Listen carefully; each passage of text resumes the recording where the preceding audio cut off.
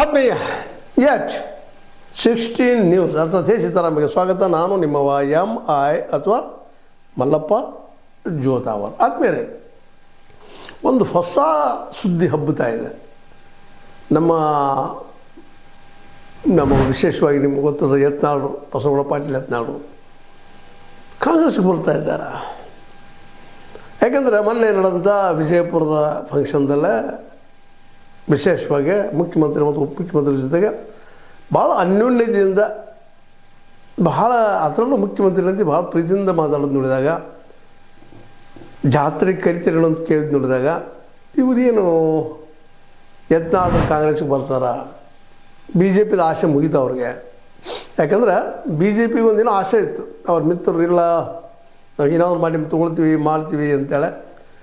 ಯಾವಾಗ ಯಡಿಯೂರಪ್ಪನವರು ಸ್ಪಷ್ಟವಾಗಿ BJPಗೆ ಧಮಕಿ ಕೊಟ್ಟರು, ಅವ್ರು ಬಂದರು ನಮಗಿಲ್ಲ ಅಂತೇಳಿ, ಅನಿವಾರ್ಯವಾಗಿ ಅವರಿಗೆ ಬಾಗಿಲು ಪೂರ್ತಿ ಕ್ಲೋಸ್ ಆಯಿತಾ. ಅದಕ್ಕೆ ಹೊಸ ಹುಡುಕಲಿಕ್ಕೆ ಶುರು ಮಾಡಿದ್ರೆ JCB ಏನಾಯಿತು ಅನ್ನುವಂಥ ಪ್ರಶ್ನೆಗಳಿಗೆ ಜೋರು ಹಿಡಿತಾ ಇದ್ದಾವೆ. ಮೂರೂ ಪಾರ್ಟಿಗಳ ಅತೃಪ್ತನ್ನು ತೆಗೆದುಕೊಂಡ ತೃಪ್ತ ಪಕ್ಷವನ್ನು ಕಟ್ಟಬೇಕು JCB ನಮ್ಮ ಯೋಗಿ ಆದಿತ್ಯನಾಥ ರಂಗ ಅಂತೇನೋ ಹೇಳ್ತಾ ಇದ್ರು. ಅದಾಗ್ತದನ ಮತ್ತು ಕಾಂಗ್ರೆಸ್ಗೆ ಬಂದರೆ ಅದು ಬಿಡ್ತಾರ ಆ ಸಿದ್ಧಾಂತವನ್ನು, ಹಿಂದುತ್ವವನ್ನು. ಇದೊಂದು ಪ್ರಶ್ನೆ ಇಲ್ಲದ, ಆದರೆ ಬಿಡ್ಬೋದು. ಯಾಕಂದ್ರೆ ರಾಜಕೀಯ ನಿಂತ ನೀರಲ್ಲ, ಹರಿವು ನೀರು. ಮೊದಲು JDS ಅಲ್ಲಿದ್ದರು, ಒಂದು ಕಾಲಕ್ಕೆ ಮುಸ್ಲಿಮರು ಪ್ರೀತಿ ಮಾಡ್ತಾಯಿದ್ರು, BJPಗೆ ಬಂದರು, BJP ವಿರುದ್ಧ ಹೆಚ್ಚು ಹಿಂದುತ್ವವನ್ನು ಪ್ರತಿಪಾದನೆ ಮಾಡಿದರು, ಇಸ್ಲಾಂ ವಿರೋಧಿ ಮಾತುಗಳನ್ನು ಮಾತಾಡಿದ್ರು ಸಾಕಷ್ಟು. ತಾವೇ ಹಿಂದುತ್ವವನ್ನು ಉಳಿಸ್ಕೊಂಡು ಹೋಗೋರು ಅಂತ ಹೇಳಿದರು. ಜೊತೆಗೆ BJPಗಿಂತ ಒಂದು ಮುಂದೆ ಹೆಜ್ಜೆ ಹೋಗಿ ನಾವು ಯೋಗಿ ಆದಿತ್ಯನಾಥರು, ಬುಲ್ಡೋಜರ್ ಮತ್ತು ಇನ್ನುಳಿದ್ರೆ ಮಾತಾಡಿದರು. JCB ಹೆಸರು ಅದು ಕಾರಣ ಕೊಟ್ಕೊಂಡ್ರು. ಈಗ ಅವರಿಗೆ ಗೊತ್ತದ, ಅವರು ಏನು ಬುದ್ಧಿವಂತರಿದ್ದಾರೆ, ಒಂದು ಚೋರ್ ಫ್ಯಾಕ್ಟ್ರಿ ನಡೆಸ್ತಾರೆ, ಸಾಕಷ್ಟು ರಾಜಕೀಯ ಜ್ಞಾನದ. ಅದರಲ್ಲೂ ಮುಖ್ಯವಾಗಿ ವಾಜಪೇಯಿ ಅವ್ರ ಕಾಲದಿಂದಲೂ ಮಂತ್ರಿಗಿರಿಯನ್ನು ಅನುಭವಿಸೋರದಾರ ಅವರ. ಆ ಭಾಗದ ಒಳ್ಳೆಯ ಬುದ್ಧಿವಂತರದ. ಆದರೂ ಒಂದಿಷ್ಟು ಒಂದೇ ಓವರ್ ಮಾಡಿದರು ಯಡಿಯೂರಪ್ಪನವ್ರ ಬಗ್ಗೆ. ಅನಿವಾರ್ಯ ಹೊರಗೆ ಬರೋ ಪ್ರಸಂಗ ಬಂತು. ಅದೇ ಇರ್ಬೋದು, ಅವ್ರ ವೈಯಕ್ತಿಕನಾಗಿ ಹೇಳಲಿಕ್ಕೆ ಸಾಧ್ಯ ಇಲ್ಲ. ಅದು ಒಟ್ಟಿನಲ್ಲೇ ಈಗ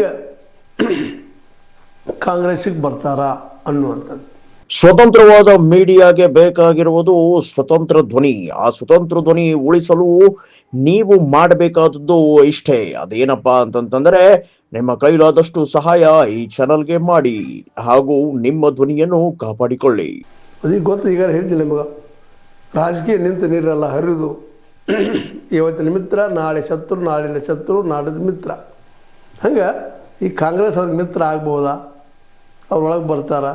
ಮತ್ತು ಕಾಂಗ್ರೆಸ್ಸಿಗೂ ಇವತ್ತು ಅಂಥ ಒಬ್ಬ ಮಾತಿನ ಮಲ್ಲ, ಯಾವುದೇ ಸಿಚುವೇಶನ್ ತಮಗೆ ಬೇಕಾದ ಹೋಗುವಂಗೆ ವಾದ ಮಾಡುವಂಥ ಮಲ್ಲ ಬೇಕಾಗಿದ್ದಾರೆ. ಅದರವರು ಉತ್ತರ ಕರ್ನಾಟಕದಲ್ಲೇ, ಉತ್ತರ ಕನ್ನಡದ ಭಾಷೆಯಲ್ಲೇ ಧಡಕ್ಕನ ಮಾತಾಡುವಂಥದ್ದು, ರಭಸಲೆ ಮಾತಾಡುವಂಥದ್ದು.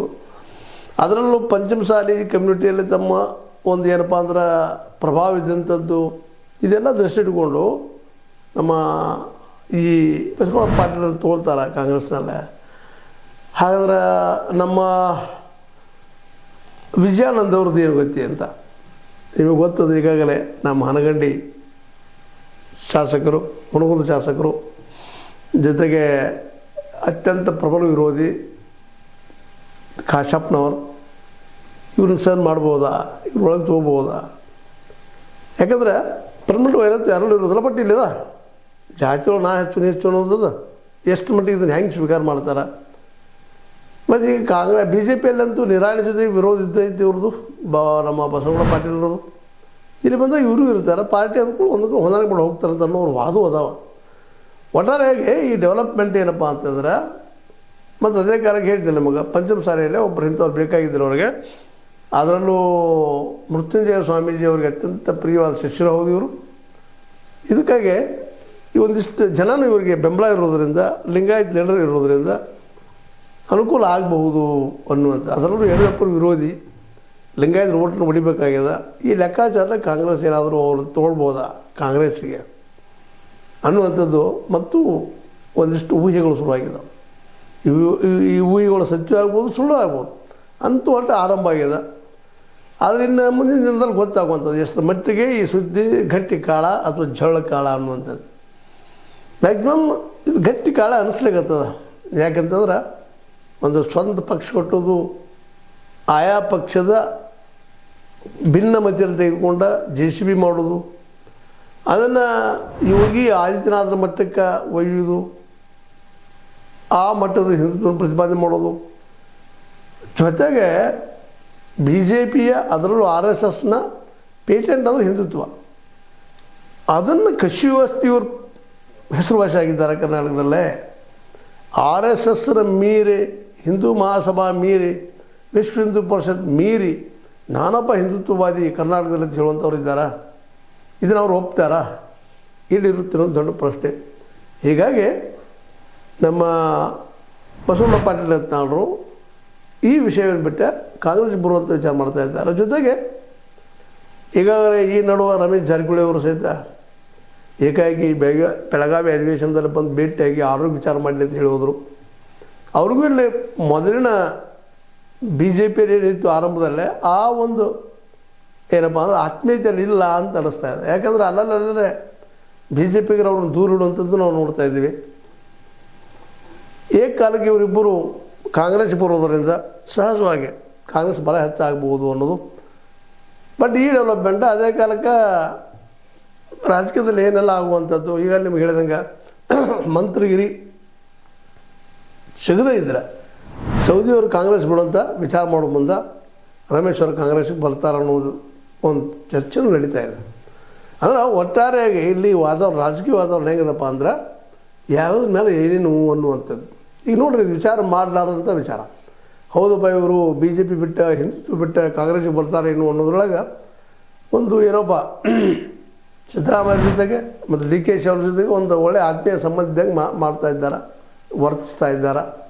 ಇದೆಲ್ಲದರಿಂದ ಇವತ್ತು ಊಹೆ ಶುರುವಾಗ್ಯದ ಇವರು ಕಾಂಗ್ರೆಸ್ಗೆ ಬರ್ತಾರು ಅಂತೇಳಿ. ಯಾಕೆಂದರೆ BJPಯಲ್ಲಿ ಭಾಗ ಹೆಚ್ಚು ಕಡಿಮೆ ಮುಚ್ಚಿದಂಗೆ ಆಗ್ಯದ. ಯಡಿಯೂರಪ್ಪನವರಂತೆ ಅಲ್ಲೇ ಹೆಚ್ಚು ಕಡಿಮೆ ತಮ್ಮ ಕಂಟ್ರೋಲ್ ತೊಗೊಂಡಿದ್ದಾರೆ ಕರ್ನಾಟಕದ BJPಯನ್ನು.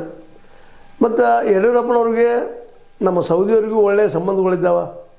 ಇವೆಲ್ಲ ನೆಲೆಯಲ್ಲಿ ಯೋಚನೆ ಮಾಡಿದಾಗ ಸೌದಿ BJPಗೆ ಹೋಗ್ತಾರೆ, ಯತ್ನಾಳರು ಕಾಂಗ್ರೆಸ್ಗೆ ಬರ್ತಾರೆ, ರಮೇಶ್ ಜಾರಕಿಹೊಳಿ ಅವರು ಸಹಿತ ಕಾಂಗ್ರೆಸ್ಗೆ ಬರ್ತಾರೆ. ಮೂಲವರು ಕಾಂಗ್ರೆಸ್ ಇವರು.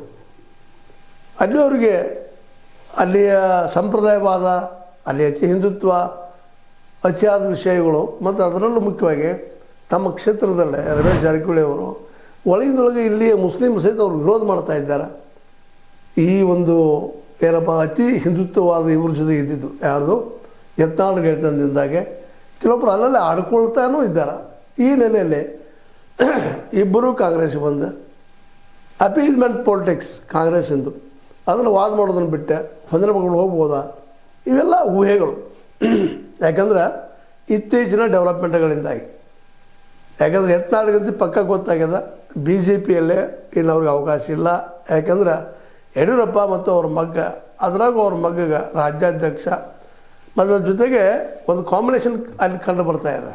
BJPಯಲ್ಲಿ 2028ಕ್ಕೆ ಅಹಿಂದ ನಾಯಕಂತ ಸಿದ್ದರಾಮಯ್ಯರು ಅವರು ನಮಗೆ ಪೇಟೆಂಟ್ ತೊಗೊಂಡಂಗೆ ಮಾಡಿದ್ದಾರೆ. ಅಹಿಂದ ಅಂದ್ರೆ ಸಿದ್ದರಾಮಯ್ಯ, ಜೊತೆಗೆ ರಾಹುಲ್ ಗಾಂಧಿಯವರ ಪೇಟೆಂಟ್ ಅದ.